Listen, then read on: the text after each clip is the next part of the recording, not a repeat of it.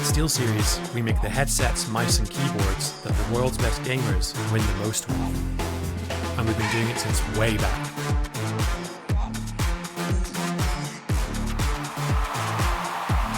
It's up to you how far you go, but whatever you do, go for glory.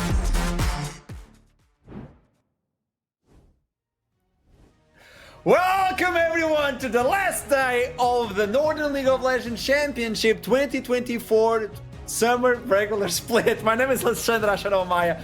I'll be your host. I have more than 4 pixels finally, but also I have more than 2 people at the desk. Let's introduce the individuals. Let's start with Duckling, Initialize, and there's a dinosaur!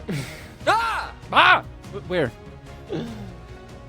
Gosh, Sometimes we do our what did best. you expect from Is that? it late already? What did you or- expect?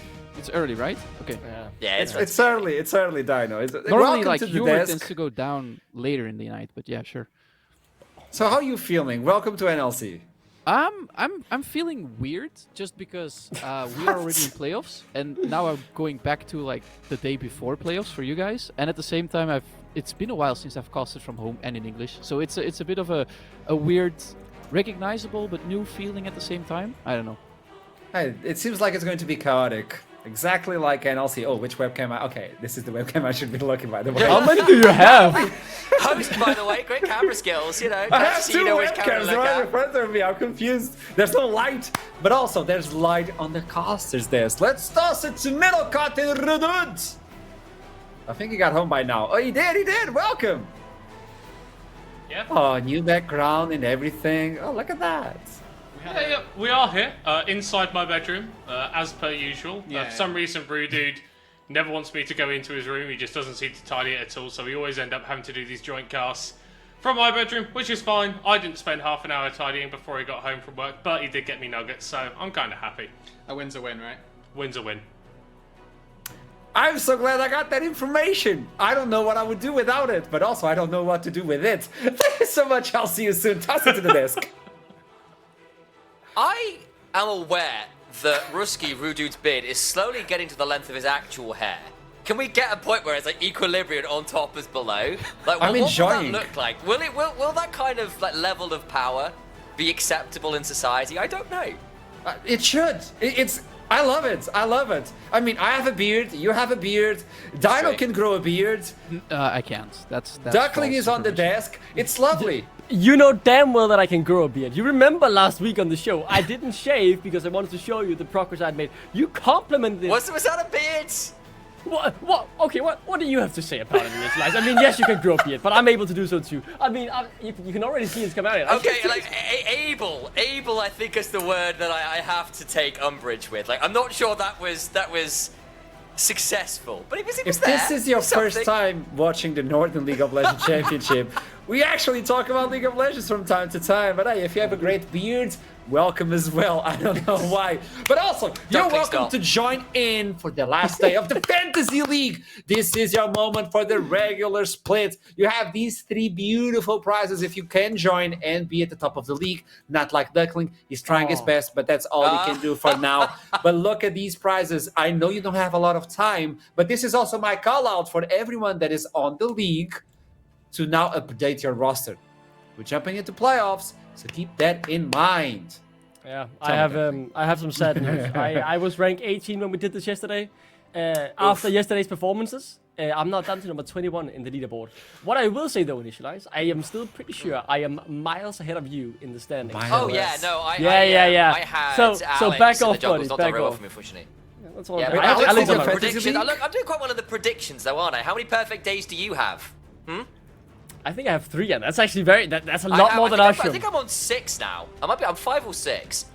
And somehow you're still not the first place. I don't know how. I'm third with 5 perfect days. What is It's- going on? The system's rigged against me. I don't know. It's Redude because of his beard. I think we're just giving points to people with beard. And Dino, you joined in on predictions as well. So let's show predictions, Yeah. and you can talk to me about your predictions. So I don't know what the Not guests, yet. Okay, but yes. what the guests Tell have me. been up to. I looked at, like, I got the sheet, I looked at the scores, and I was like, that's bad. Then I saw you have this system where you can bet points and stuff. So I just went for 2 perfect days, with the first day being the easy one. That's already in the book. But today I just went to do some flips to maybe catch some people off guards. So I'm the only one that believes in Lungfist. And I hope it pays off. But yeah. I was confused see. about that one. That one and blue whites. But then I recall, hey, X-Drop exists. So I don't know. It might still be a close one. For NORD and RUD, I actually sat down and took a lot of time debating this one. I think this could be really interesting with the addition of the jungler and all that. So my analysis was I flipped a coin. Oh, yeah. Yeah. Oh, nice. Hey, let's show the schedule. You know the predictions. Might as well show you the games. You might get a hint of what games we're going to be playing today. We're going to start up with NORD versus RUD. That's going to be the first one. And this is the high anticipated game between NORD and RUD. Now with the jungler. Now with the coach. LLS will take on Venomcrest. It doesn't mean anything towards playoffs because Venomcrest are already locked in, but at least we get to know their place. Vernon versus Blue Whites will be the third one, and we'll wrap up the regular split with DMG versus Natives. DMG already locked in fourth place for the playoffs, and Natives are already locked in on their place. They're not going relegations, so that's really important for them. They were celebrating yesterday on Twitter as well, and we should all celebrate. We had a wonderful split, at least in my opinion. So that's why I wanted to do something with the trio view. Since we have so much power now on the desk, I would like to talk about every single team, but picking a player that could be highlighted, not because he made the entire split, but just because, hey, we should highlight this player because of this reason. We have a list. In my opinion, we should start by Blue Whites, and I think Custom is a good one to start. Yeah, I think he is, especially because he had to come into a team that was given a very unenviable role this split. Namely, jumping in at the last minute with an organization that wasn't quite there. And it's been, I think we had the kind of the statement, it was the summer split boot camp a lot of ways. A lot of these players, it's their first step up to Div 1, and they had to grow into it. And Costum joined the roster partway through, and has actually done a seriously impressive amount of work. Some of those numbers are really, really good, especially for a team that's only got the one win. That's really, really impressive, and I think he has been a very consistent member of a team that has been, unfortunately, quite inconsistent or consistently struggling, and he has done himself proud. He's really grown into the position, especially considering mid lane in the NLC at the top end is actually pretty contested. You know, when you're going up against the likes of Alex, who's bringing out a Zed on styling and people, you have to be ready and willing to play with that, and he's been certainly a huge part of doing that, and I have nothing but credit to give to this man who was otherwise in a very, very challenging position. I'm sad we didn't get to see the Kassadin in the mid lane. Maybe today will be blessed by that. But it's also adding on the interviews. I really enjoyed the fact that they were talking, hey, Custom not only brought some light into the gameplay, but also into the team spirit. And we can't really make that count in terms of statistics, but it's really important when the team just starts clicking. We could actually see Blue Whites becoming better day by day. They got one win, but they made a lot of people bleed. Obviously, they didn't got more than one win. Who knows by the end of today, but at least they made people bleed, and that's really interesting. I don't know if you folks agree with me or not. Yeah, I very much do agree. And speaking of another team, right, that didn't have the split they hoped for, I want to turn to Natives, and I in particular want to look at Hybrid here because, fair to say Natives, according to their own expectations, when we listened to what Demp had to say in your Inside the Scope interview before the split Ashram, they obviously wanted to aim for playoffs. They fell kind of short of that, but I think Hybrid is someone who, coming out of nowhere, like very hard to even research anything about this player, he has performed well. I think one of his big stumbling blocks has been the meta. Like, I think he has been the best on things like the volleyball, these engaged junglers where he can take the mantle and lead his team to an early game lead. Whereas later on in the split, we have seen the brand and the Cyber rise in priority. But when he has gotten the volleyball and stuff like this, he has looked really good. I think he's a fun, creative playmaker to watch when he is on these champions. And yeah, I think he has built a good foundation to become an NLC staple in the next few years. Exactly that, and I feel like obviously these numbers aren't going to be something you write home about, go, wow, this is amazing, but again, that wasn't his role on the team. His role was there to be the tip of the spear, a very aggressive early game player on things like the volleyball, on things like the I'm going to call it a rock side, it's a Rek'Sai, there we go, find the correct way to phrase that, champion, but that's the kind of player he is, and again, Duckling's right, the meta hasn't necessarily been his exact fit, but I think considering that, considering what the team required of him within that as well, he has been a huge part of the success they have found. And I am excited to see him again somewhere, somehow, because I think he has definitely earned another shot at this level of League of Legends. I'm hoping with a meta that allows him to flourish just that touch more. Yeah, I think as an outsider looking in, just hitching my wagon on this real quick. If we think about the stats in a team like this, looking at this jungler in this role, and if you look at his skill participation, he actually did a really good job. Like the things they did on the map was always centered around his play, and I think that's something that scouts tend to overlook a bit when a team is losing. Actually being involved in all the plays is a big factor that, okay, this player was actually trying something on the map, maybe look at how he moves and how he operates, and I think he did a really great job in that aspect. But I jumped in because I can't wait. The next player that I want to talk about is a little bit closer to home for me, is some Benelux pride, and it's X-Drop. You guys got a taste of what X-Drop can do out of lane and in-game and in team fights. I'm a bit sad that how the split played out for him, because looking at the lane, like when I saw in off-season that he got the lane with Calm Sky and those two players know each other from LPLOL, that would have been an S++ tier in the LPLOL, so I really wanted them to make a push for playoffs. Sadly, they kind of fell off a little bit. I think the bot side was really definitely not the issue, and if you look at these stats, I think they already paint that picture. X-Drop coming back from coaching to play a split like this really makes me hungry for him to say after this, like, okay, I still got it. Maybe coaching isn't the angle. Maybe I should just keep on playing, embodying some kids. I do believe after his stint with MCon in the Benelux that he likes coaching and that he will probably gravitate back to it. But if I can put some weight in that scale, please, X-Drop, give us just 1 or 2 more seasons of your amazing gameplay before you go into the nether of coaching. I mean, to jump in there a little bit as well, because this is a guy, as you said, came back from coaching to play, and not just play, dominate on a roster that otherwise has kind of struggled. Didn't make playoffs, but still is in a running, and it's a dark horse running, don't get me wrong, because there's been some really phenomenal players this split, but he's in a running for MVP. It, depending on what your criteria is, it's a guy who has, against all odds, put up those numbers, been a consistent win condition for a team, is arguably the best in his role, despite his team very much not being. That is seriously impressive stuff, and to do that when the rest of your team isn't quite clicking in the way that, say, Ruddy kind of eventually did at the end of the split, right, is really, really impressive. Now, that's not to say he will be MVP or anything like that, but the fact that you could put his name in that hat and people go, yeah, I could see it, says a hell of a lot for a player who was supposed to be a coach this split. That is mental. Yeah, I very much agree. I think him and Komsky was a fun 2v2 to watch.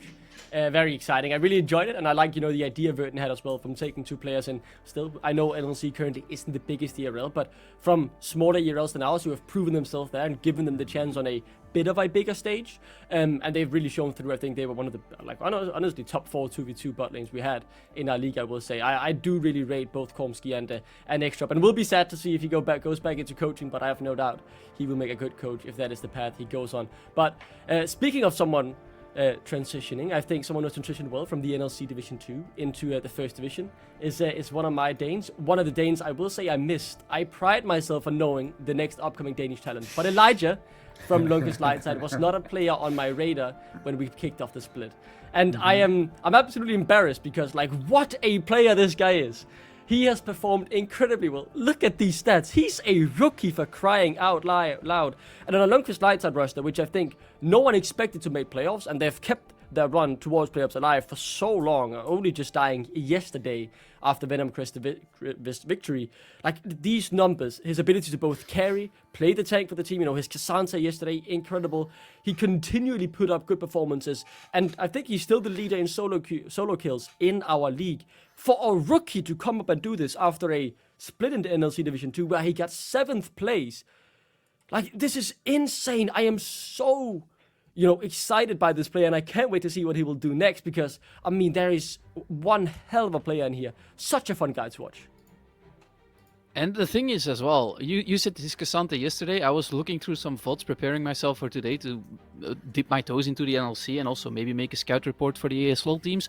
I'm glad he didn't make it because his Cassandra, every single game, is just completely out of this world. The way he's able to control a top lane on that champion, and the way he's able to actually enter team fights and make the backline scared for their lives every single second of every single mid to late game situation is something that other teams should rightfully be afraid of. So for me, looking at international play, I'm kind of glad we don't have to face this guy. But as you said, for a rookie, this was an insane split.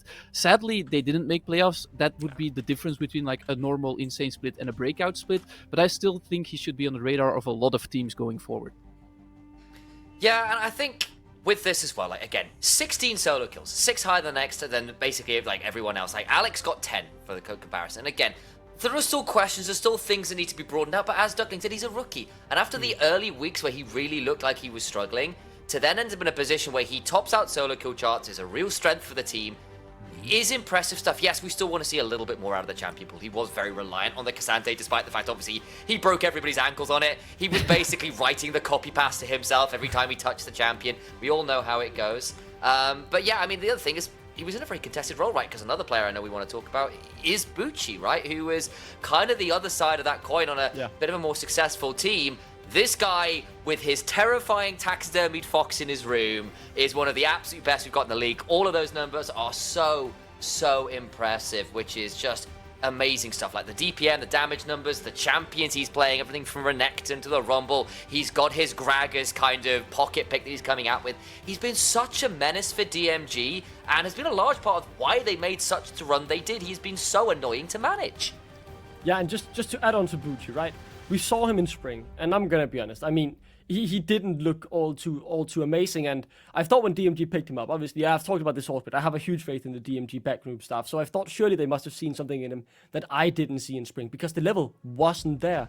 And the step up that he has taken with the one split to be now arguably in a very stacked top laner league, I will say. I think we have great top laners here. He's near the top of my list for MVPs in the top lane. Like, the level he has taken from spring to summer, the jump there is so incredible, and it's really, really good to see.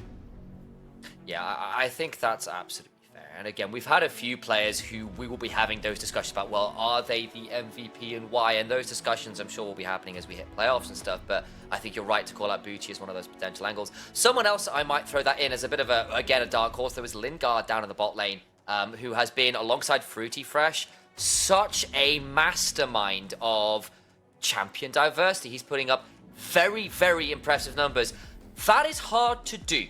To be at that kind of level with the KD, the DPM, the gold difference, the CSD, he's been given a lot of resources, but then delivering in the way he is, like you are given all of this gold, all of this CS, he has absolutely cracked heads of Venom Crest, and then doing so while having some of those AP carries alongside Fruity Fresh, like having the Hui down there and cracking heads on it, should be really terrifying. He has been so good and so creative. We may have lost someone like Denvox, who of course was our OG kind of creative AP bot lane player, but he's been stepping into that role. We've got arguably more Hui players than we do traditional AD carry players here, but Lingard has been right at the top of that list, and Venom Crest in general have been so scary in part because no matter the game state, that man will find an advantage and will be a menace in teamfights on some random champion that he's just rolled in on ARAM and decided to play. It's ridiculous. I'm personally glad to hear that we're not the only ones suffering from Hueys in the bot lane. But I wanted to highlight another player, because I think something that is criminally overlooked is how hard it is to be the solution for a team. And that's why I want to talk about Jokai and NORD. It's really easy to be the problem. It's really hard to be the solution. And for NORD to turn the ship around, they changed up in the jungle, and looking at the stats, you would be like, okay, kill participation is not that high, gold per minute is not that great. What could he bring to the table? Well, apparently, he's just involved in every good play this team started making since he joined. And that has to say something. He's probably the guy that is pulling a lot of those shots, that's calling a lot of those shots. And on his Maokai, on his Nidalee, he's able to take over a game, which for a Maokai, you think, that should be really easy, but lately in other ERLs I've seen Maokais fall flat a lot in jungle, and I like to see a jungler that can manage that champion. So in general, I think with the APs in the jungle now for NORD, with the fact that he also put up such a good fight on the Maokai, I think they now have a new weapon going into playoffs, and that's why I predicted NORD today. Maybe they have the tempo and the advantage right now to make a very, very big statement going into those playoffs with, okay, with Yoka on the roster, we are actually a different team. But for that, they need to win versus RUD, the first place team so far. They have been undefeated on the second half of the split. And talking about RUD, let's highlight the AD carry. I know we could highlight every single one of these folks, but Nata, it's lovely to see him shining on the summer split of all splits. Yeah, that's the thing, right? We all know Nata from his championship with X7 in the past. And the thing about Nata, right, is he's been the consistent block around RUD because they have Alaric, they have Alex, they have Katurkan, who just likes to go crazy. Same for build. But whenever these crazy plays maybe every now and then fail, the fallback is Nata because he's been farming well in lane. He's maybe even gotten a solo kill on the opposing AD carry. He's gotten a few plays. He's built up a lead that he can then take to say, you know, guys, I know your aggression failed this time. I got it. I'll carry us to victory. And that's what I really rate, right? He is the consistent block that RUD need to be a top team. And they're going to be fighting versus NORD. This is the match we've been waiting for with everyone on the roster as well. No coaches, nothing against them, but it's important to get a 5v5 before those playoffs. Initialize, I know you want to talk a little bit about this, so hit me. Yeah, I mean, the thing is, we're going to have another really great test here for Nat. He's going to go up against Ecstasy, who's another one of those really good bot lanes. Again, it feels like this split, we've come up with a few bot laners who've been really, really strong. We mentioned X-Drop. Ecstasy's right up there as well, has been such a consistent player. And Nata is someone on the team who's often asked to play some really weird roles in RUD, because guaranteed the jungler's going to be playing like Karthus and farming like a beast. You've got Built who'll be picking up Riven somewhere and suddenly you get no attention. But your support's going to be roaming to join up with that. And therefore Nata's role in the team is never that solidified. And at ERL level, that's so challenging. I know we'll be heading pretty shortly into picks and bans, but I suspect here again, he's going to be asked to just play a role that's kind of left to him. And the fact that he is so flexible in either being weak side or strong side and champion pool-wise so diverse is really, really cool to see. And it's great to see that development from a couple years back where actually X7 were so dominant, but sometimes Nata himself could be a point of attack. And I don't think that's been as free a choice this split really in the NLC. And that's real credit to Nata, as we are absolutely into picks and bans, and we'll see exactly what he decides to play today. There was so much trash talk in the interviews between these two teams going towards this one. We don't know if they're going to be fighting against each other on playoffs. That could happen. That could be a reality. This is on the making right now. This will kind of define that at the end of the day. As we're being removed, like a lot of junglers from the pool, the Zac obviously being removed as well. Kiturukan is also another danger. They need to take that into consideration. But Yoka hasn't fought Kiturukan yet. Yeah, like what I really like here, right? I highlighted this yesterday, but I find it so crazy that Alaric's Zac as a support is so good that it has to be banned every game. It is crazy to see. And same pretty much goes to Katurkan's, Kathas, right? We saw that yesterday as well. The fact that RUD forced pretty much every team to just ban out their pocket picks, and that leaves open obviously some meta champions like Tristana, first pick here for NORD. Looking yeah, at the the fact we're draft, seeing the trade of those is crazy. I mean, what have you got, Dinah? You spotted something. I'm saying you stare very intensely yeah, at the the, screen. so the thing is, if you look at the junglers that RUD is targeting with the Zyra, with the Maokai, it's more of a target ban against Choka as well than what you would typically see in the meta. I mean, the Zyra got a lot of nerfs in the recent patches for competitive. So I think this could be highlighting how RUD wants to tackle playoffs, because we need to remember these teams are going to face each other again 9 times out of 10. So in that regard, this is a very important draft to just take lessons from for both teams. And I think RUD right now is that we're not going to deal with the Zyra or the Maokai. Brandon Rell being taken in from NORD, and this is important. But I do believe on playoffs we're going to be watching the 14.14, and maybe those hits will be online. Not with a hyper carry. That would be an interesting one. But AP jungler versus AP jungler, but there's a lot of mobility on Kiturukan, and we know he's extremely dangerous with that one. Tell me, Initialize. I think part of it as well is we are seeing more and more teams default to having mobility on your AD carries, the Ezreals, the Lucians, the Zeris, the Corkis, even depending on whatever role they're in, that ability to self-peel from both mid and bot, because let's be real, both are AD carry roles right now, has been so valuable, and it makes the life of your engaged champions that much harder to bring them down. Ezreal Fnatic can do exactly that. You are a champion that is so self-reliant, and as fights go longer, your ability to impact them consistently is so difficult. And you've got two of our better carry jungler players in the league here as well, and Kiturukan up against Yorka. You said they haven't played off against each other. They got the tools here to really take over the game if they do get that early gold. And that means, I think, as we come to those objective fights, as we come to those 5v5s, it's going to get real bloody real fast. And I hope Middlecott and Rudy have got their vocal cords warmed up. Yeah, like this is just a classic RUD draft, right? You've got the AP jungle for Kiturukan, AD mid for Alex, and then Nata, as you said, self-reliant. He'll take the Ezreal, he'll survive the laning phase and be the backup if the aggression fails. And as we move into the second ban phase. Kaiser, Renekton taken away. And it seems like NORD are pretty much banning out the composition from RUD yesterday, having removed 3 of the champions they played yesterday in that Yasuo, Kathis, and now the Malphite as well. I like taking away the hard engage with the Malphite. The Riven is also another target ban there. For the NORD comp, if you already see Rel, the ban of Rumble was actually really good in that first rotation for Ruddy, because Rumble and Rel is a very, very tough combination for a lot of teams to play against, even with those mobile AD carries you have right now. Another champ that really slots into that spot is the Misfortune, but then this Braum would be genius, because now that isn't even that good of an option, because Braum can just jump in front of the Misfortune ult. So I think Ruddy is actually doing a really good job on the red side, drafting what they want, but also kind of dismantling what cool combos NORD could make out of their draft. I really like that point about the Misfortune, because she has really been rising in priority. And you might still go to it, because you've got a great combo for it. It's just that Braum makes it a lot trickier. It's not bad with the Ezreal as well. I think Nilla as well is going to be asked to blind pick, and Built as a player as well has really grown into the split, has kind of really stepped up. I think people were a little... I think underwhelmed is harsh, but he wasn't like the number one player in his role, which people like Katurugan and Alex were vying for from the very moment they touched the stage, and Built's had to grow towards that point. And now that he's given counter pick here, that Luke Skywalker pick Red 5, he could do some serious damage with it. I wonder whether something like the Zeri might come on in here for Ecstasy, but he does tend towards those hyper-scaling champions. Smolder would be that. The question is, of course, whether you can get away with it versus Ruddy, who do like to put the pedal down pretty fast in games. And he's gonna do it. Built with counter picks. There we go. He's gonna do it, Divine again on the top side, and it's like you wanna scale with the Dino with the Smolder. Well, we got our own scaling as well. We saw that yesterday with X-Drop. It didn't quite work out, but let's see if Built is able to do it. Exactly. Yeah, the big thing for me, right, is we've talked so much about the counter picks, the Ruddy draft has been traditional, Ecstasy is on the scaling, but I want to highlight Hunt has been in incredible form these past few weeks, and like his Tristana, we saw it yesterday, single-handedly, when things got tough for NORD, he was the one to pull them over the finish line and get that W on the board. I think he's rising up there as one of the best mids we have in the league. He's grown well into the split, and his Tristana has been nothing short of phenomenal, so I think I'm really excited to see how him and Alex stack up against each other now.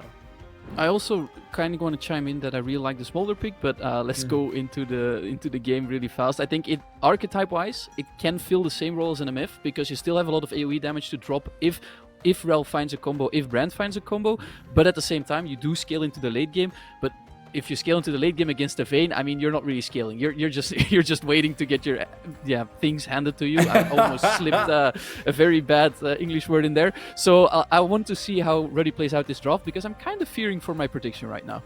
You told me, Duckling, Hunt yesterday saved NORD from what could be a defeat versus Blue Whites. That was versus Blue Whites. Can they do it versus Ruddy? Ruddy is at the top of the mountain. They're waiting for someone to match their win streak right now. In order to do so, let's toss it to the Summoners Rift. And with that, we're going to introduce Rudud, the man with the beard, and the man that has nothing. Well, it's Minokot. I've literally got a mustache. I've literally got a mustache. A more refined piece of facial hair, if I do say so myself. Yes, Ruddy versus NORD, match today, kicking us off the final day of competition here in the regular split. And that champion select was looking pretty standard, but of course, Ruddy spiced it up with that 5th pick, Vayne. Rudid, how do you think Built's going to be doing on this pick? Well, Built has played Vayne before so far this season. Played it like 2 weeks ago, right, against Shihan's Darius, and won that match quite handily as well, it must be said. Shihan's Darius hasn't been looking quite like the same flavour that it did do in previous splits, so with him being almost Vayne aficionado of the team, I know we've seen Nata play it as well, but the power of this Vayne in the top side, specifically versus a tank, definitely cannot be understated. Its ability to side lane, its ability to actually cut down a tank in the late game, definitely going to be something worth keeping our eyes on. And of course, whilst both these teams locked into playoffs already, even locked into first, if NORD get the win today and then Lightside do them a favour by beating Venomcrest in our next game, then that is going to lock NORD in for second place and give them an opportunity to match up against Ruddy in that Juggernaut matchup in playoffs. Yeah, this could potentially be a preview to our upper final match that will get played, I believe, next week. So we'll have to keep our eyes on how well NORD keep their focus this game. Obviously going to be a tall order. They are the only team left that can stop Ruddy from going on a complete unbeaten streak in the second half. Let's see if they can do it, or if the Ruddy faithful will be rewarded with yet another victory. We're heading on to Summoner's Rift right now.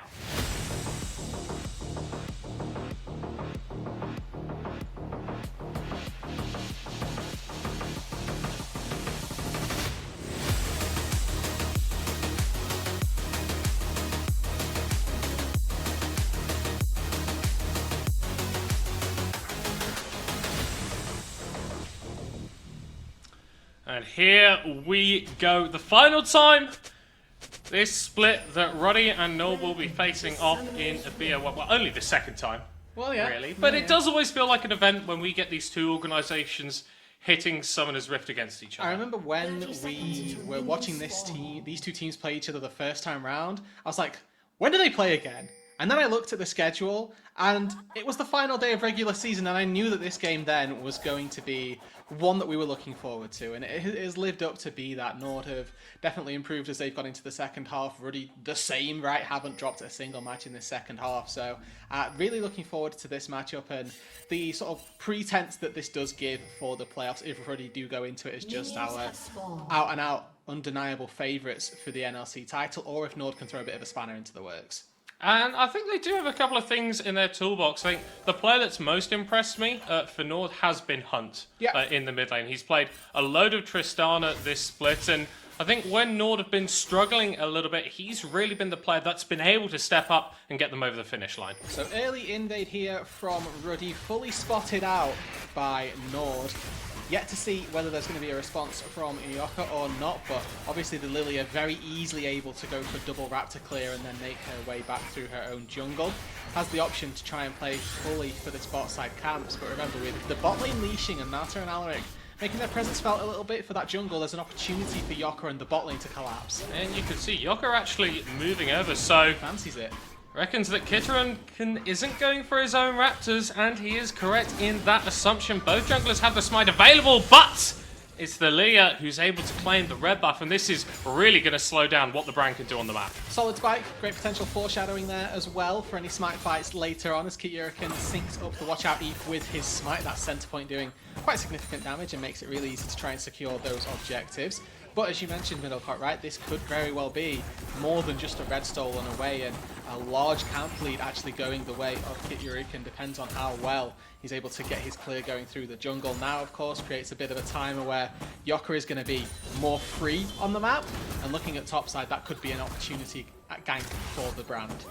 Hunt with the level advantage, trading against Alex, who is more than happy to take the autos, taken down!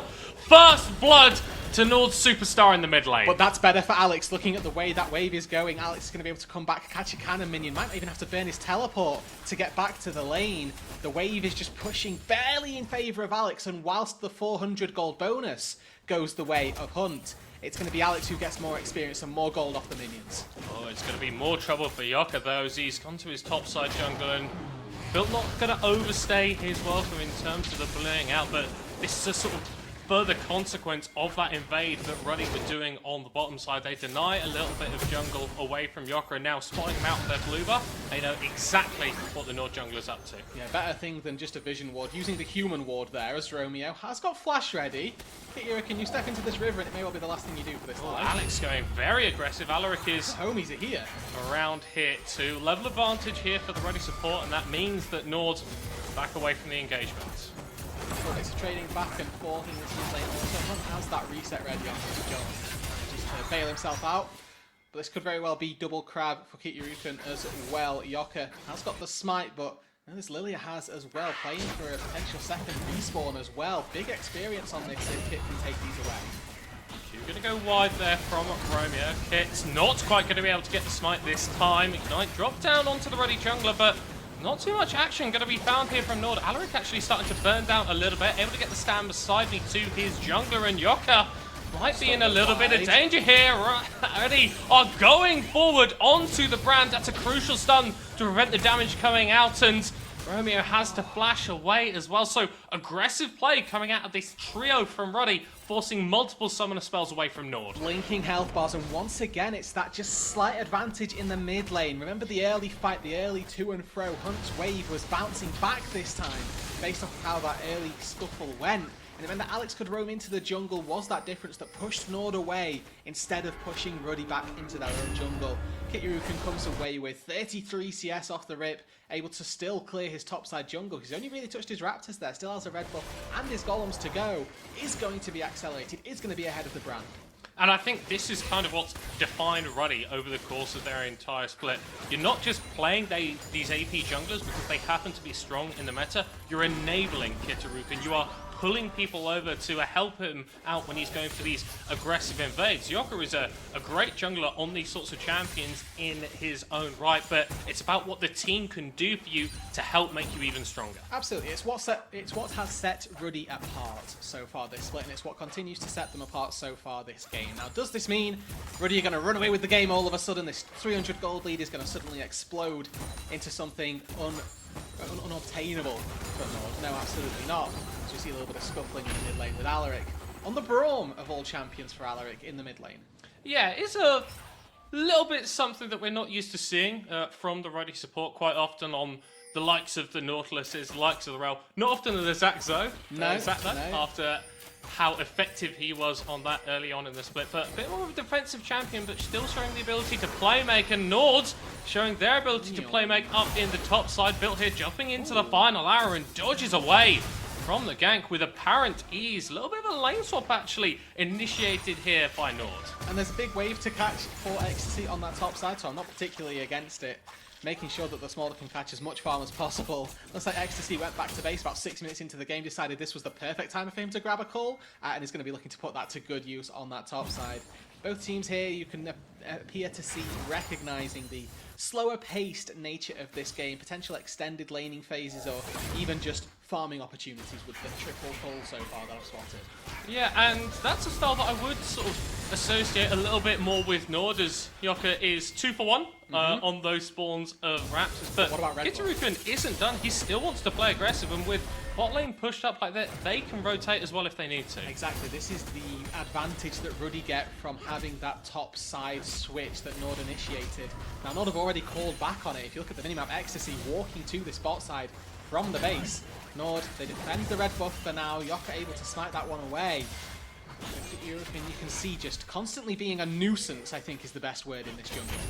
Yeah, and whenever you look down at the minimap, he's going for these invades, and he's able to return and grab some of his own camps. So even if he doesn't win the smites there, right, Yoka was able to get the Raptors and the red buff too. He's wasting the enemy jungler's time, but he's still able to get stuff for himself too. We'll set him a little bit behind. He's going to have to go back and collect those. As Lilting Lullaby comes through. Hello, falling asleep is Yoka, dying is Yoka. Nasa going to be able to claim the second kill for Ruddy in this game. I'm going to get cooled down by Ecstasy as here comes Hunt roaming into the bottom lane. Getting a kill for his ADC. Now Alex is on the way on the Corki, and Romeo dismounted. Not enough speed to get away for the time being, but Ruddy, they're apprehensive about overcommitting. Alex ain't low! Of course he flashes forward for the kill as Hunt tries to do the same on Tanata, but isn't quite able to make it happen. Now he's caught behind enemy lines, still able to get the Lilia before he drops down Tanata's Mystic Shot. Overall, Ruddy coming out on top on that fight. 2 for 1 in the long run as both Romeo and Hunt fall. It's Alex going crazy! Oh my word, just diving under the tower. If that boss bomb had hit, then XC would have dropped down, but Flash. skill shot goes wide and NORD escape with their ADC alive. Yeah, Brand's not quite going for the skill check there. I feel like Flash was enough range, but Alex still ready as built, now engaged.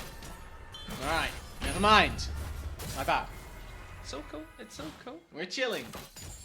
It's not been completely bombastic in the top side, but I think you don't pick something like the Vayne necessarily to just dominate your opponent in terms of killing them constantly. You've got a ranged top laner. It's all about pressuring them out in the lane and denying them the ability to step up. And yet, despite it not being about dominance, we look at the CS numbers and 20 CS lead for Bill. Now, whether that's a property of the fact that NORD played some funky lane swaps, or whether that's because, you know, Bill has been playing very well. Okay. A bit of dive in the bot lane. Yoka investing the flash, and all of the damage dropped on Alex's head. Very nearly able to take down Romeo in trade, but NORD tie up the kill score 4-4. Nice, good to see some fight back from NORD, as a large portion of these fights have been initiated from RUD. Remember the more scrappier of the two teams that we'd associated as we come through our prep. But worth noting, I think, for me, is that Kitaruken so far has been very active, taking away, as you mentioned, early jungle camps, not just from Yoka, but also those neutral objectives. Went for those topside grubs to begin with, has found those, but there was no response of a dragon. It's a very common trade that we're seeing.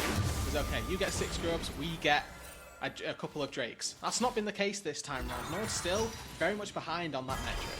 Well, I think that's sort of a consequence of that lane swap, right? Because they brought their bot lane up towards the top side whilst Kitaruken was taking those grubs away, maybe anticipating that the Lilia would take a little bit longer to claim that objective, and so they didn't necessarily have the numbers that they needed in bot lane to grab that dragon in trade. And whilst, yes, we're looking at another spawn of the Void Grubs that Ruddy could play towards, it's not like there's going to be something like a soul threatening them either. I will say the idea of Void Grubs with triple marksman, certainly something that Ruddy should be excited about. We'd love to get a good opportunity to take those down. Of course, as we saw Ecstasy in that mid lane, the extra member on the map just being present around the top side is going to be enough to warrant NORD taking themselves a good dragon or a good set of Void Grubs, excuse me. Yeah, you can see just on the minimap there how far back Built was playing when he saw the members of NORD bogging towards the top side. Again, it's not necessarily about dominating your lane, it's about understanding when you're at a strong point, when you're at a weak point, and Nile is absolutely on weak side right now as 4 members of Ruddy converge on the bottom lane. Actually, beautiful interrupt, able to turn it around and grab a kill onto Valoric and stay alive.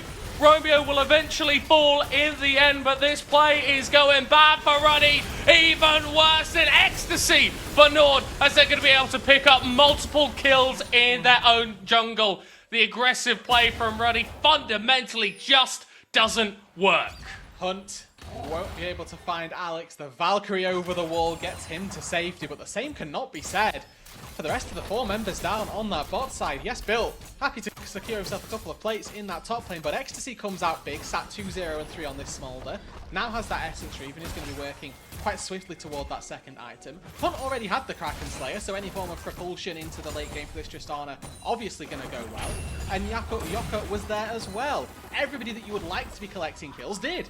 And I think this is what NORD can do to Ruddy that there aren't necessarily any other teams in the league that can do, right? You've got the mechanical ability to outplay in these situations where Ruddy are going to check you. Wonderfully played in the bottom lane there by Nillet in particular, being able to buy so much time and turn it around for his teams. And you look at Ruddy and you go, almost, you can't play as arrogantly, as aggressively as you would versus any other team. You've been doing some great stuff in the jungle, but if you overstep, NORD are ready and willing to punish you. We broached 13 minutes, and for the first 12, let's say, Ruddy felt like they were just barely getting the better of NORD, being able to just take slight advantages in the jungle, but gotten into that 13th minute, and now Alec already forced to flash. Yeah, but he's still going to get locked down. Double stun going through, Natha just about able to get away. Kitaruken running in and dropping damage onto NORD's. Low health bars on multiple sides here, but no one dying just yet. Alright, Leandri's not quite that strong, but he fancies it. Yeah, he's gone over the wall here. Alaric able to tag him with a Q. And immediately you have to back away. Don't want to get stunned and then chain CC, or chain damaged rather. From the skill shots that Nata can throw out, already relatively strong on this Ezreal with that Trinity Force power spike having come through, matching really what the rest of the RUD or NORD laners have opted into with their first items. Of course, worth mentioning as well that for Ruddy, they've got this Ezreal Corki combo, very popular from like Season 5, Season 6. The tier Trinity Force power spikes, those 2 item markers, going to be very, very powerful for Ruddy. The thing that I'm slightly worried about is that I love Nilla's build path. First item, Frozen Heart. I think Drop said it last game, or just yesterday in an interview. You can build as much true damage as you like. What you can't do is get past the attack speed slow of a Frozen Heart. I think there's an old double lift quote where he's like, yeah, Vayne's useless in competitive because the enemy just builds Frozen Heart, and then what do you do? Well, you lose, I think, is the answer, typically. Well, Nord will be hoping that's the case, and they're sort of working towards that goal at the moment. Alex not going to get hit by the stun there, but Yoka just waiting on that ultimate is going to drop it down, and the stun flashed away from, so Alex just about able to escape. No! Yeah. The Leandres plus the Brand passive does the work. Ruddy looking for a little bit in the mid lane, not quite able to take down the tower yet. But a Rift Herald's traded on that top side, and you can see again Nilla just sat praying he can collect a couple of creeps underneath this turret. Can Bill take this down before Nilla kills the wave? Well, No. No. the wave has been killed, and Keterukin drops the ult, and it's not really able to grab anything with it. And actually, it's Nord who are feeling a little bit more on the ascendancy, as Alaric is going to get pulled back there. TP going to be used from Ruddy to respond to this play, and Romeo has been left for the wayside. Alaric able to pick up that kill, and Alex chasing into the enemy jungle. What we've seen from him so many times before. Doesn't look like he's able to grab a kill though. Sorry, one of the really small things that made me laugh there was that Romeo actually leveled up during that fight, and it meant that the ignite from Alaric took the kill as opposed to one of the autos or one of the Qs this is from cheeky. Narta and Alex. This is exceptionally cheeky from Yoko, and he may just get away with it. So first Drake at 15.5 minutes. Standard NLC meta. Standard NLC. Oh, and Natta's died as well. Hold on, hold that. How on earth did that happen? Okay, Ruddy able to get the turret in the mid lane, but Hunt just jumps on them again. It looks like it's going to be another kill for the Nord mid laner, and somehow we're in a situation where Ruddy are winning on towers, but Nord are winning on kills. Who would have thought that Hunt Tristana was going to be a powerful pick this game? Could it have been maybe everybody? Well, if you thought that, congratulations. Hunt has been exceptional. We pointed out in the early stages of this game, and so far has lived up to that hype. Find himself a couple of kills on the back of what we thought was a done deal during those little skirmishes there, but always getting a little bit extra there. Hunt making the most of the champion. I think something we do need to start worrying about though for Nord is build lane, right? That CS advantage that we're talking about in top lane has continued to grow, and yes, there's strong itemization here from Nilla, but it's still a 1,500 gold lead for the Ruddy top laner on one of the most hard carry champions that exists in League of Legends. Yeah, and he's opting toward this Trinity for second, just a build path that gives you quite a lot of HP, deceptively tanky, for a marksman specifically. You can opt this to build into a Jack show a little bit later on. It definitely means you're durable, but it does mean you do obviously just a damage spike in your tumble autos as opposed to those silver bolt procs. Normally when you'll see like an on-hit style of the Vayne build, something akin to a Ginsu's Rageblade, Wit's End Terminus type thing, you are going very glass cannon. This build from Built, a little bit more in line with what you might expect from a top laner in terms of just durability. Yeah, because I look at the sort of Nord composition and I'm thinking that whilst the Vayne is going to be very strong, if you're standing in close proximity to a Tristana, to a Brand, to a Smolder for an extended period of time, maybe you don't lose, but you don't necessarily have the HP to do very much afterwards. But it's still Ruddy seemingly controlling the map. You mentioned this a little bit earlier on, that Nord are the ones coming out on top on fights, but Ruddy's still dictating how the game gets played. Moving down in toward this bot side jungle. We don't have a Drake for another 3 minutes, so it is just sort of pigeoning? What's that? Peacocking. That's the word I was looking for. It's peacocking, just sort of strutting their stuff in the bot side jungle, really for the fun of it. Oh, it's like getting a weird haircut Yeah. or something, or like potentially wearing a bandana for 3 years of your life Yeah. where no one telling you that you look a bit stupid. I told you many times. You did, to be fair, and I just refused to listen. No, thank you. I'll not be taking that slander. I'm here for my homies. If they look stupid, I will tell them. Fantastic stuff. So Ruddy, very obviously in the advantage at the moment, however slight it may be, and I think the crucial thing is they were able to knock down that bottom lane tower. Right? That remained as a little bit of a bastion there for Nord, but this means that the vision lines can get pushed a little bit further, and Ruddy have seemed to be fine with invading Nord's jungle whilst they had all of their outer towers available, and well, that task becomes a little bit easier once those towers have fallen down. Yeah, I do like the defensive vision that we're getting to see placed down from Nord in that bot side jungle, right? 2 pink boards, one on the raptor. Well, they just run into one of them, thanks, Romeo. But you know what I mean? The fact that they're looking to play defensive was my key point. It's not them looking to be aggressive, and it's constantly them playing on the back foot. They're the ones sweeping away the division that is in their jungle. And for a game that is only 1,500 gold apart, it doesn't feel like it's that close. So do you feel like that Nord slowing down the game is actually benefiting them, or is it a case that it just enables Ruddy to win just a little bit later? No, weirdly, when there's a Vayne on the enemy team, somehow I'm still okay with NORD just slowing down this game, because I think that the power that the Cassante is going to have later on is going to be palpable when NORD goes to those team fights. Just having a team fight presence in terms of a front line and a core front line is going to be really, really useful to them. Alaric, when he's playing this Braum, is going to have to play exceptionally well. That shield is the only thing that's keeping Ruddy safe. They don't have that generic front line, and a Braum without a shield, not particularly a front line. Ruddy going to be dropping down that Herald, which they grabbed a few minutes ago, looking for a push on top side, committing 4 members of their composition for this play, but NORD also set up to defend, so I'd be surprised if Ruddy aren't going to be able to take down this tower. They're actually dropping the ultimate there, dealing decent damage over onto Alaric, and they commit onto the support and take him out again. Ruddy, if you overstep, NORD are more than happy to punish. You get to see a little bit of a glimpse of what this Ruddy composition can do at structures, though. The poke from Nata, the swirl siege from Kittyurukan as well, actually have the makings of a fairly decent poke composition. The Corky rockets as well are going to be a nuisance when they set up at these turrets. What we also got to see in that foreshadowing was how NORD counter that, and it's engage onto those targets that want to try and poke you out. Now, there were no flashes burned from Ruddy there at all, where Romeo looked to snipe and engage away very quickly. It was effectively 1 kill in exchange for losing your mid-tier 2. So Ruddy do come away on top of that play, but NORD have figured out what they've got to do now. But that does present a real issue for NORD now that we're sort of post 20 minutes and Baron becomes a real thing.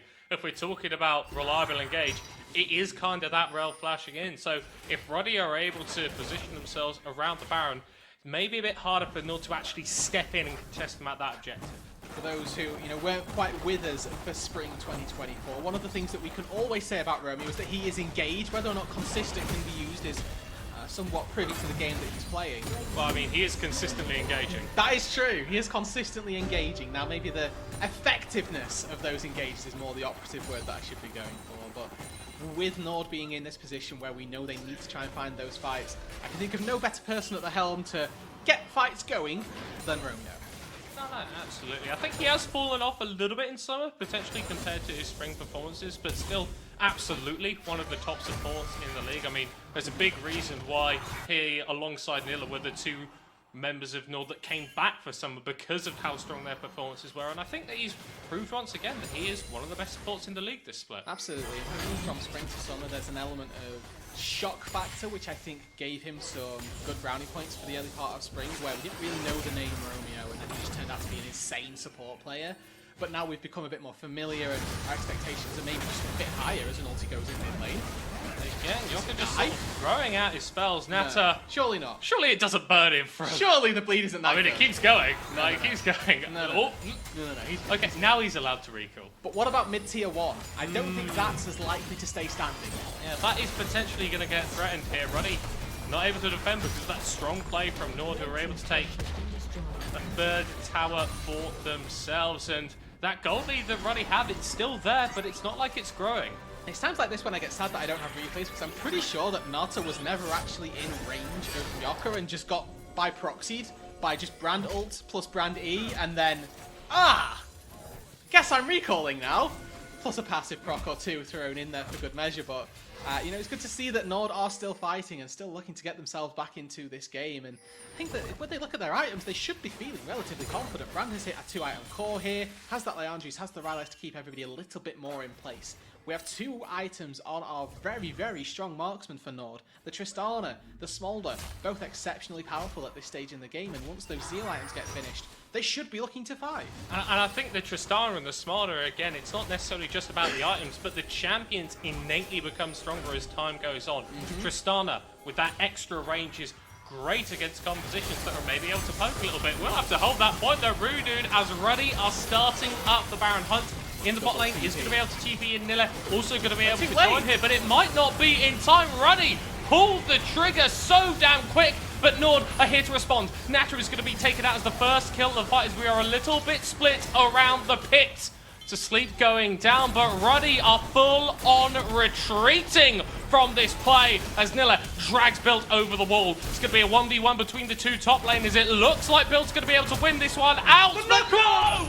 Just in time. The spells from Nilla come through, and NORD are looking to wipe out Ruddy. Kitarukan, the only one able to escape wearing purple. And he limps away on the Lilia, but Ruddy are going to be feeling sore after that one. Baron on 1, but NORD take 4 kills across the board. An exceptional team fight from Nilla, just barely coming out on the 1 versus 1 on top versus Built. This counter hit Vayne, not even able to take down the Cassante. He's old, reliable, been in the NLC for so damn long. Not necessarily the flashiest of players, not necessarily going for the star points at every opportunity, but above all, Nilla is reliable. He's been put down in this game, but that doesn't matter. He does his job when it matters most. Won't let you down, and still hasn't yet died this game, by the way, despite all the attention Ruddy threw at him. And this was up against a insanely highly invested into dive from Ruddy down in the bot lane underneath that tier 1 if we, cast our minds back maybe only 10-15 minutes or so. Nilla was the focus of a dive from Ruddy, not like they were just playing 4 turrets.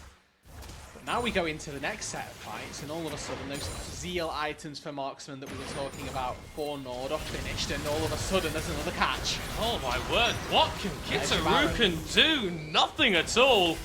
Let's see with his 4th kill of the game. He hasn't died either on the Smolder. It's another mid lane tower opened up here for NORD, and already had a great start to this game, but it is slipping away from them moment by moment as NORD now 10 kills ahead of their opponents.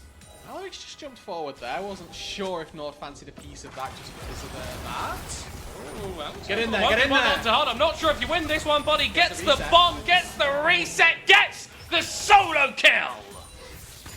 Level 3, a completely different game to level 16, my friend. And again, Alex goes down in the 1 versus 1. No turret to save him this time round. And a 40-second death timer, definitely more impactful than a couple of melee minions getting lost in the turret.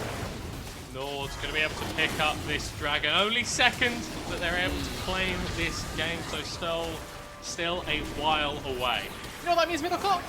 Probably means we're going quite long into this game if this is the second Drake either side have picked up.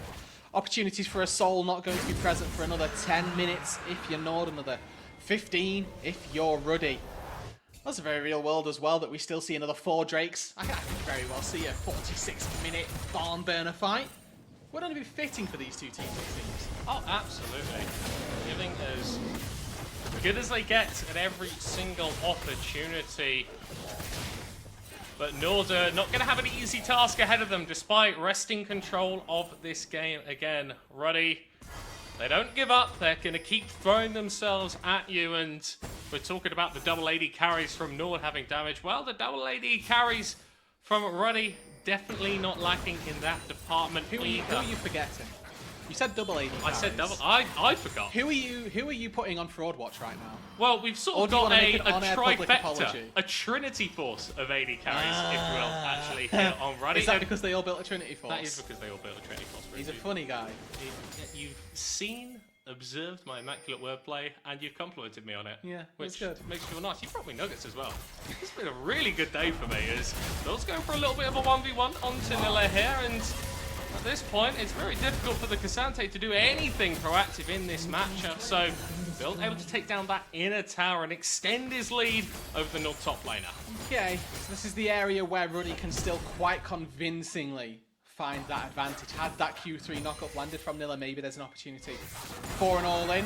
Went wide, Bill able to just appropriately space out and still take very, very advantageous trades up against the Cassante. And immediately, Hunt goes, don't worry, buddy. I got this. I'll go bot lane. I'll deal with the Vayne. Thank you very much. That magic resist from the Wit's End. Still going to have an element of power versus the Tristana with the magic damage coming from the explosive charge. That might not be magic damage anymore. It's not magic damage. It's the ulti. It's the ulti. And the W. And the W. I'm not wrong. Yeah, but I think if Hunt is sort of Wing directly on top of... For the slow! Oh, very important, actually. Very important to slow Vaynes. No, we are not being silly right now. We are not being silly at all. I mean, would you rather W not on a Vayne and miss the damage, or W on a Vayne and get the damage? I feel like Wing on a Vayne sets up for a scenario where she just condemns you into a wall and you look very stupid as she removes all of your HP. Fortunately, I'm not playing this game and we'll not get to find out. Maybe Hunt will figure it out for me. I don't know, he's a bit better than you are, mate, and he's got 4 items, so I think he doesn't need to do anything reckless in terms of those 1v1s. 100% crit, not quite acquired by the Tristana, but near as, damn it. If you're firing that many shots, someone's going to fall down.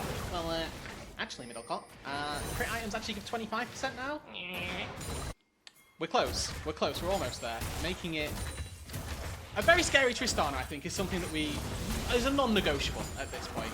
Not somebody that you want to try and face down solo in a side lane. Not at all, and the pace of the game has calmed down a little bit. I feel like we had this flurry of action for around about 15 minutes. Both teams to sort of recognise that even if necessarily the standings implications of this game aren't massive, it's still one that they want to win. I wasn't kidding. There's a very real world where we just see only fights around dragons, and those fights aren't concise enough or aren't conducive enough to us to find a winner, where we're just going to flip it in an Elder. And, you know, at that point, like 40 plus minutes is very, very conceivable. Yeah, so we're reckoning there's going to be a fight in around about 90 seconds time. That's the goal. That's the expectation for me. But if I look at this bot lane, it might be a bit sooner. Ooh, Hunt just going straight on to... Oh my god! Okay, Hunt, okay! Sorry, 9 seconds. 9 seconds, not 90. That's my bad, Not playing at all in that 1v1, and... well, NORD, they take the pick up, and they're going to be starting right back up onto this Baron. Ruddy have got very little hope of approaching this one. Kitterick going to be kept out of the pit, and it's Baron for NORD. Looks like they might as well take this fight as well. Nata's still going to be able to deal the damage down as Nilla kidnaps Alaric away, but has isolated himself a little bit against 3 members of Ruddy. But here come the flashes forward from NORD, and there's nothing Ruddy can do. The double AD carries better than the triple AD carries. As NORD get the Baron, they wipe the fight, Build the only one left. And he has to save his ulti to perform heroics at the base. Yes, he could probably take this 1 versus Yoko, but he wants it to take on more. A bigger fight that he needs to take. Going to be down in this side lane. See if he can stop this push going down, but I'm looking at, Ecstasy's on his way. I don't think the Vayne's got enough time to get through all of this Cassante health. You are running towards your base, but that's not necessarily a safe place. Pops the final arrow, gets the tumble away, dodging out to there, dodges from the queue as well, and Alex able to Valkyrie away. So Ruddy actually able to prevent the first minute of this Baron grabbing too much for NORD, but they've still got 120 seconds of purple to deal with. And Drake's up, so that'll eat up just a little bit of that time. It does mean that Hunt is going to have to be a little bit careful on this top side. Might have liked to take that top tier 2, but with his team taking the dragon, unfortunately it's not going to be possible. But like you said, there's still plenty of time for them to set up, go back to base, come back out, redeploy onto the map with all of that hard-earned gold. Just one quick break point now away from the AD carries on NORD side being absolutely full build. Both have themselves a nice Lord Dominic's Regard as well. And I was a little bit on the down train for how good I thought LDR was. Like, oh, if they've not built any armor, then it's not a good item. I did some reading and realized that it's not bonus armor, it's just flat armor penetration. And 40% of it goes a long way. Absolutely does. NORD have really been pretty much immaculate. Is my pronunciation leaving a little bit to be desired here, but really haven't given Ruddy too much of an in the last 20 minutes or so as Yoka is going for a flash forward, gets the stun. Nata is at 50% HP right now, but that is going to be dropping very quickly. The inhib's off the board, and so is the Ruddy AD carry. NORD don't care about taking this to 40 minutes. They're able to end it here and now. A potential matchup, a potential appetizer of our Juggernaut match, which is going to be on your screens in a week's time. Nata down, NORD looking for the final push, and the tower is nothing, no sort of obstacle. Ruddy will fall down, and NORD claim victory. They've put an end to the fully undefeated second half for Ruddy. They were so close, but just one game in it. NORD keep things spicy, keep their chances of second alive, and are waiting to see if Lightside can also give them a little bit of a chance in the upper upper bracket. That game versus Venom Crest going to be later on today, so stay tuned for that one. Yeah, we'll see you later, guys. Break it down, break it down. Step on the gas, let's get out of town. We gonna break out and have some fun. We gonna do what you never done. Oh yeah, yeah. Come on, take your body with you. It's a money, we can.